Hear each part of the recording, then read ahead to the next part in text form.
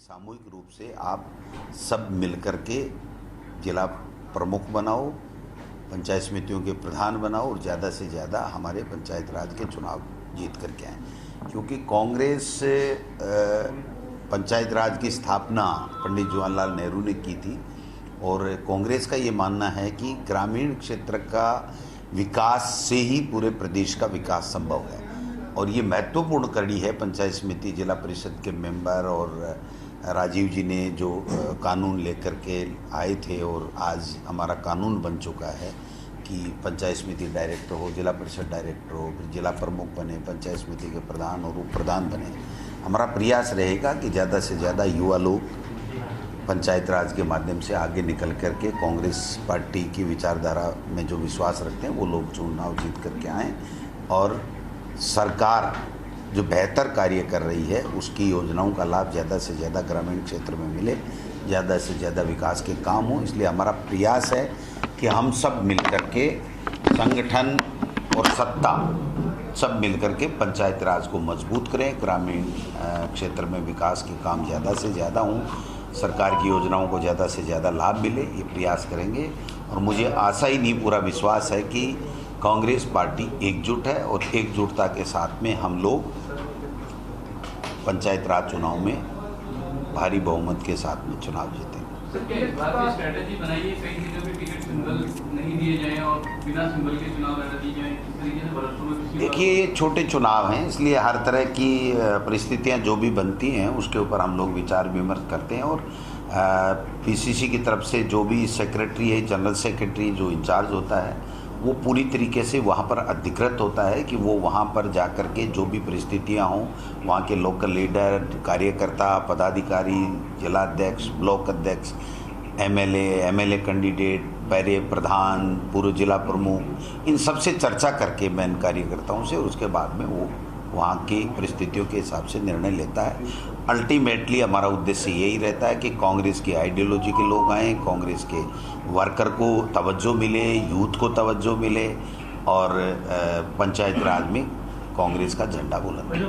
कौन से बड़े मुद्दे होंगे जिनको लेकर सरकार गाँव में जाएगी आपकी पार्टी? देखिए, गाँव में सरकार की गुड गवर्नेंस तो है ही है, जो अच्छे काम हुए हैं, कोरोना में जो बेहतर मैनेजमेंट हुआ है, जो हेल्थ के अंदर जो काम हुए हैं, एजुकेशन में काम हुए हैं, बिजली पानी सड़क सबको लेकर के हुए हैं और जो कार्यकर्ता आज हमारा मोटिवेटेड है वो ये कह रहा है कि हमारी सरकार अच्छा काम कर रही है। और जो भारतीय जनता पार्टी की एनडीए जो सरकार केंद्र में बनी हुई है, यहाँ 25 में से 25 सांसद हैं, लेकिन एक व्यक्ति राजस्थान के विकास की बात नहीं कर रहा है, केंद्र से 1 रुपये की कोई सहायता नहीं ला पा रहा है, जो महंगाई है वो सर चढ़ के बोल रही है, सारे लोग दुखी हैं, किसान वर्ग दुखी है, जो सबसे ज़्यादा गांव में रहता है वो किसान दुखी है।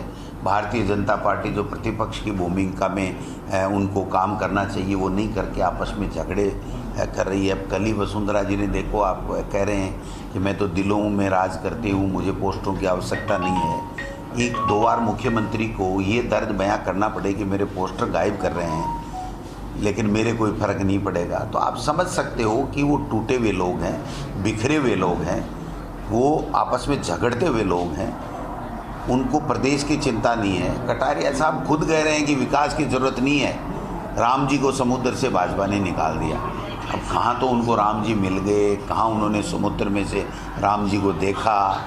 भगवान श्री राम के लिए इस प्रकार की बात करके और उनके नाम से वोट लेकर के सत्ता में केंद्र में आने वाली पार्टी आज श्री राम का अपमान कर रही है। महाराणा प्रताप का ये लोग अपमान करते हैं, जिसके शौर्य की गाथाएं हमारे राजस्थान के कण कण में विद्यमान हैं, उनका अपमान करते हैं, अपने ही पार्टी के लोगों का अपमान करते हैं। वसुंधरा जी के लिए कह रहे हैं कि जब उनकी चलती थी तभी उनको टिकट नहीं दिला पाई वो भिंडर साहब को, अब क्या टिकट दिला देगी? इसका मतलब क्या समझते हो आप? कि वो ये कहना चाह रहे हैं कि अब वसुंधरा जी के दिन लद गए।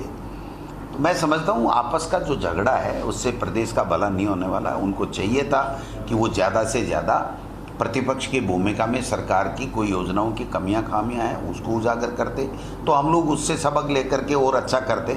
सरकार की किसी भी योजना में कोई कमी नहीं है। आज तक भारतीय जनता पार्टी एक भी कोई आंदोलन सरकार की, राजस्थान सरकार की किसी योजना के लिए नहीं कर पाई, किसी नीति के विरोध में नहीं कर पाई, आपस में ही झगड़ रहे हैं। मैं समझता हूँ प्रदेश की जनता देख रही है, और कांग्रेस पार्टी ने जो अच्छा काम 2.5 साल में किया है और जो वादे हमने घोषणा पत्र में हमारी कांग्रेस पार्टी ने दिया था उसको भी हमने 64% अचीव किया है।